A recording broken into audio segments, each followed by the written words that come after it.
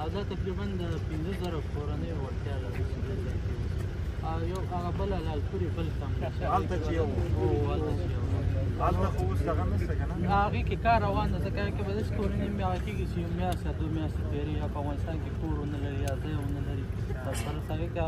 خو دلته چې د هغې وخت کې 1,500 کورنۍ راستنېدې مو دلته الحمدلله ټول هغه شوي وو امکانات ورته برابر وو کومې ورته رسېدل مشکل نه و دا ډېره زیاته پراخه ساحه ده مهاجرینو دغه لیست ویلي تقریبا 110 کورنۍ اوس وخت کې راستنېږي دا خو اصل راپور چې کوم دی موږ د تورخم دفتر هغه د شپې په 10 بجې شی کوي ځکه تر 9 بجو پورې موږ هلته کار کوو 9 بجو نه وروسته دښته کې شړکن د باران کې به ځان څنګه ساتي دښته کې